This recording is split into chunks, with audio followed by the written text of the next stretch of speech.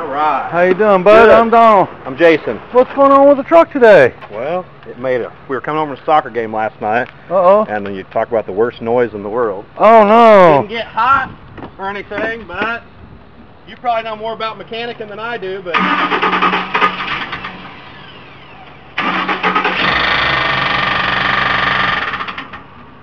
Yeah, so I said, luckily it happened right over around the corner. That sounds like a rod. I had no idea. That sounds like a motor. That's what I was afraid of. Well, I've got a mechanic out in Wellsville that I've got an office out there that I use, so I thought, well, I'll get it. It's got 270,000 miles on it. Oh, hell, it's probably time for a motor anyway. We knew it was going to happen at some point. I just didn't really, never want it to be that day. No, but in all honesty, these are nice vehicles. Yeah. It's cheaper to fix this thing than buy another one. I have no idea what a new motor costs, but it's...